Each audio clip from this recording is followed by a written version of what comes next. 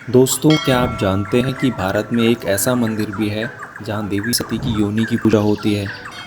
जी हाँ, ऐसा मंदिर जहां देवी को मासिक धर्म भी आता है, जिसके कारण मंदिर की गर्भगृह की जलधारा और आसपास की नदियां लाल हो जाती हैं। मैं जिस मंदिर की बात कर रहा हूं उसका नाम है कामाख्या देवी मंदिर। कामाख्या मंदिर असम राज्य की राजधानी दिसपुर से 6 किलोमीटर की दूरी पर स्थित नीलांचल पर्वतमालाओं पर स्थित है। इस मंदिर में माता सती को मां कामाख्या के रूप में पूजा जाता है और इस मंदिर की सबसे हैरान कर देने वाली बात यह है कि यहाँ देवी सती की योनि की पूजा होती है। आखिर क्यों इस मंदिर में मां की योनि की पूजा होती है? क्यों हर साल मां को मासिक धर्म आता है? और क्यों इस मंदिर को तांत्रिकों और अघोरियों का गढ़ माना जाता है? आइए जानते हैं मां कामाख्या मंदिर से जुड़े और भी अनसुने रहस्य। बहुत समय पहले जब सृष्टि की रचना हो रही थी, तब भगवान शिव और उनकी पत्नी सती के प्रेम की कथा पूरे ब्रह्मांड में विख्यात थी। सती प्रजापति दक्ष की पुत्री थी, लेकिन जब उन्होंने शिव से विवाह किया तो दक्ष ने इसे स्वीकार नहीं किया। एक बार दक्ष ने एक भव्य यज्ञ का आयोजन किया, जिसमें उन्होंने भगवान शिव और सती को आमंत्रित नहीं किया, क्योंकि दक्ष भगवान शिव को पसंद नहीं करता था। सती अपने पति का ये अपमान देखकर बहुत क्रोधित हुई और अपने पिता की यज्ञ में बिना निमंत्रण के ही पहुंच गई। वहां पहुंचकर जब उन्होंने अपने पिता राजा दक्ष से निमंत्रण न मिलने का कारण पूछा, तो दक्ष ने उनका और भगवान शिव का बहुत अपमान किया। भगवान शिव का ये अपमान देवी सती से सहा नहीं गया और उन्होंने उसी हवन कुंड में कूदकर आत्मदाह कर लिया। जब भगवान शिव को सती की मृत्यु का पता चला तो वे अत्यंत क्रोधित हो गए और उन्होंने काल भैरव का रूप धारण करके राजा दक्ष का वध कर दिया और सती के शरीर को वहां से लेकर पूरे ब्रह्मांड में तांडव करने लगे। इस तांडव से तीनों लोकों में हाहाकार मच गया। इस तांडव को रोकने के लिए भगवान विष्णु ने अपने सुदर्शन चक्र से सती के शरीर के टुकड़े टुकड़े कर दिए। माता सती के वे 51 टुकड़े पृथ्वी के विभिन्न स्थानों पर गिरे। ये स्थान आज 51 शक्तिपीठों के रूप में जाने जाते हैं। गुवाहाटी की नीलांचल पहाड़ियों में स्थित कामाख्या मंदिर वही स्थान है जहाँ माता सती की योनि गिरी थी और तभी से उस योनि की मां कामाख्या के रूप में पूजा की जाती है। दोस्तों, जब माता सती की योनि कामाख्या में स्थापित हुई, तभी उस योनि से निरंतर जल निकलता आ रहा है और इसी जल को भक्तों को मां कामाख्या के प्रसाद के रूप में दिया जाता है।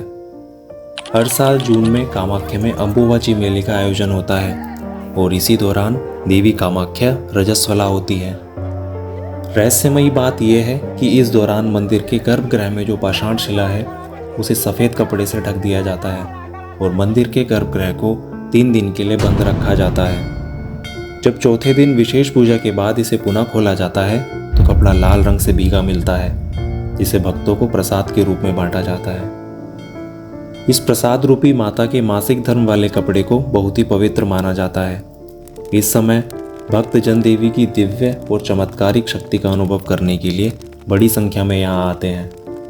भक्तों का मानना है कि जिस प्रकार मनुष्य अपनी माँ की योनि से जन्म लेता है, उसी प्रकार जगत माँ देवी सती की योनि से इस संसार का जन्म हुआ है। कामाख्या मंदिर लोगों को ये दर्शाता है कि माँ अपने हर रूप में पूजनीय है। इस मंदिर में साल के ये 3 दिन इस बात का सबूत है कि ये मंदिर चमत्कारिक है और अपने आप में बहुत से रहस्य को समेटे हुए है। यह मंदिर न केवल धार्मिक दृष्टिकोण से महत्वपूर्ण है, बल्कि तांत्रिक विद्या और अघोरी साधना के लिए भी प्रसिद्ध है। कामाख्या देवी तांत्रिकों की मुख्य देवी हैं। इन्हें भगवान शिव की नववधू के रूप में पूजा जाता है। विश्व भर से तांत्रिक साधक और अघोरी इस मंदिर में अपनी शक्तियों का अभ्यास और पूजा के लिए आते हैं और तांत्रिक शक्तियों का प्रयोग करके उन लोगों की मदद करते हैं जो काले जादू, वशीकरण और भूत प्रेत या फिर नकारात्मक शक्तियों से पीड़ित होते हैं। यहाँ मान्यता है कि देवी को प्रसन्न करने के लिए बकरे और भैंसों की बलि दी जाती है और बलि में किसी भी मादा जानवर की बलि नहीं दी जाती। यह परंपरा विशेष रूप से ध्यान में रखी जाती है। दोस्तों, कहा जाता है कि काफ़ी समय पहले केंदुकले नाम के एक पुजारी माता की उपासना किया करते थे। उस समय केंदुकले ही माँ कामाख्या मंदिर के प्रमुख पुजारी हुआ करते थे। केंदुकले हमेशा माँ की भक्ति में ही लीन रहा करते थे और उन्हें माँ से बहुत से वरदान प्राप्त थे। एक बार केंदुकले के पास एक माँ आई, रोती बिलखती अपनी मरी हुई बच्ची को अपनी गोद में लेकर। केंदुकले ने देखा कि माँ रो रही है। उन्होंने उनसे रोने का कारण पूछा। माँ ने रोते हुए कहा कि मैं आपसे हाथ जोड़कर आपके पैर पकड़कर आपसे ये विनती करती हूँ कि मेरी बच्ची को जीवित कर दीजिए। केंदुकले ने कहा कि माँ, मैं इसमें आपकी कोई सहायता नहीं कर सकता। आपकी बच्ची मर चुकी है और इसे आप यहाँ से लेकर चली जाइए। माँ ने फिर से रोते हुए कहा कि इस समस्त संसार में माँ का जो प्रखर भक्त है वो आप हैं और माँ आपकी पुकार अवश्य सुनेगी। काफ़ी समझाने के बाद भी जब माँ नहीं मानी तो केंदुकला ने माँ से कहा कि माता जी, मैं सिर्फ प्रयास कर सकता हूँ, मगर मैं आपसे कुछ स्पष्ट नहीं कह सकता कि आपकी पुत्री जीवित होगी। मैं माँ से सिर्फ प्रार्थना ही कर पाऊँगा। उसके बाद वो उस बच्ची को गोद में उठाकर मंदिर के गर्भगृह में ले गए और बच्ची के शव को वहाँ एक शिला पर रख दिया और माँ के चरणों में प्रणाम करके बोले कि माँ, अगर आपको योग्य लगे तो इस बच्ची के प्राण लौटा दीजिए। और केंदुकले की प्रार्थना के बाद उसी क्षण वो बच्ची जीवित हो गई। केंदुकले उस बच्ची को बाहर लेके आए। उन्होंने बच्ची को माँ को लौटाया और उनसे कहा कि ये माँ की ही कृपा है और माँ का ही वरदान है जो आज ये बच्ची जीवित हुई। दोस्तों, जो भी भक्त माँ कामाख्या के दरबार में सच्चे मन से जाता है और माँ को अपनी सारी इच्छाएं और समस्याएं प्रेम भाव से बताता है तो माँ उसकी समस्त इच्छाओं को पूरा करती है। तो दोस्तों, ये थी माँ कामाख्या मंदिर की पौराणिक कहानी। इस कहानी को सुनाने का हमारा प्रयास अगर आपको अच्छा लगा हो तो कमेंट सेक्शन में ज़रूर बताइएगा। इस वीडियो को लाइक कीजिएगा, अपने दोस्तों के साथ शेयर कीजिएगा और हमारे चैनल को सब्सक्राइब कीजिएगा। अगले एपिसोड में हम एक और अद्भुत मंदिर की कहानी लेकर हाजिर होंगे। तब तक के लिए नमस्कार।